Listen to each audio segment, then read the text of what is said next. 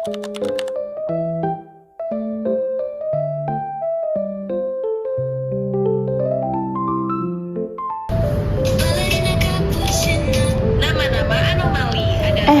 lihat deh, video TikTok aku semuanya isinya anomali. Kamu gitu juga gak sih? Ih, semua orang kayak gitu gak sih sesuai yang disukanya? Ini ada penjelasan matematikanya tahu. Iya gak sih, Deh?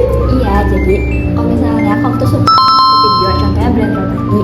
Nah, sistem TikTok tuh bakal catat kamu tuh bukan hanya suka, tapi bakal memperhitungkan bahwa kamu tuh bener-bener tertarik gak sih sama konten itu. Dan itu bakal diselarasin sama engagement kreator, contohnya share, like, comment, dan yang lainnya. Oh gitu. Emang gimana sih konsepnya? Coba tanya Maisha yuk. Nah, jadi gini nih teman-teman. Misal model itu memprediksi durasi tontonan berdasar satu variabel. Tingkat ketertarikannya misalkan X. Terus nanti Y sama dengan Y dikali X. Y itu apa? Prediksi durasi tontonan, W adalah bobot, dan X adalah skor penggunanya. Dan misalkan diketahui X sama dengan 2 dan Y sama dengan 1.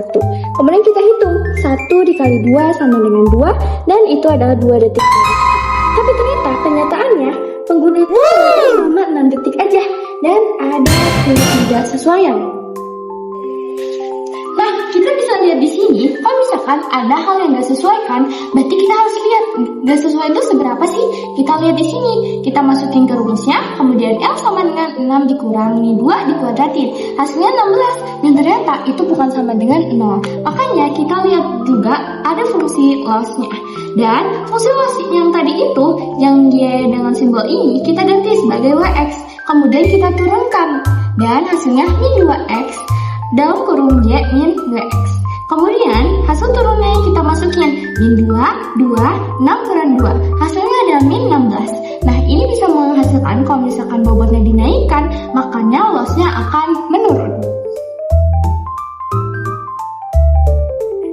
Nah, kita bisa lihat di sini, kalau misalkan bobotnya tuh pasti keupdate. Makanya kita bikin W baru atau bobot yang baru, dikurangi alfa dan turunannya. Kemudian alfanya dari mana sih? Nah, ini tuh hasil dari hitungan bebas. Kita bebas mau masukin 0,1, 0,01 dan lain sebagainya. Kemudian kita lihat W baru atau bobot barunya itu adalah 1 dikurangi 0,1 dikali min 16 adalah 1 ditambah 1,6. Nah, hasilnya 2,6. Kemudian kita prediksi ulang nih sama kayak yang awal tadi. Kita memprediksikan di awal, kemudian kita prediksi ulang. Hasilnya adalah 2,6 dikali 2 dan 5,2. Ini mendekati 6 detik. 6 detik itu apa sih? 6 detik itu adalah kenyataannya. Makanya kita lihat loss barunya adalah 6 kurang 5,2 dikuadratin sama dengan 0,64. Yang tadinya lossnya adalah 16 menjadi 0,64, sangat jauh. Makanya turunan ini meminimalisir loss atau kesalahan dalam prediksi. Intinya, pelaksanaan aplikasi pada sistem rekomendasi bukan untuk melihat video itu baik atau buruk, tetapi untuk menjaga agar prediksi model tetap akurat sesuai respon pengguna. Model tetap terus memperbarui parameternya berdasarkan interaksi, seperti durasi tontonan, like, komen, dan share, sehingga semakin memahami pola perilaku pengguna. Setiap perubahan menjadi bagian dari perubahan data yang semakin besar, yang kemudian digunakan untuk menghitung ketertarikan pada video lain yang serupa. Karena perubahan ini dilakukan secara berulang dan saling berkaitan, model secara bertahap akan menghasilkan rekomendasi yang selaras dengan pola respon pengguna dari waktu ke waktu. Oh, jadi algoritma TikTok menggunakan konsep dari turunan matematika.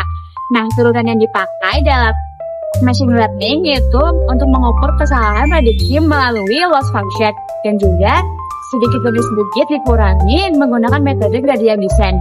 Setiap kita like, comment, share maupun nonton video yang sampai akhir, itu menjadi sistem belajar dan memperbarui modelnya semakin akurat. Jadi turunan itu bukan hanya teori dalam buku kalkulus, melainkan menjadi dasar bagaimana TikTok mengerti minat kita dan membuat FYP kita semakin menarik dan sesuai.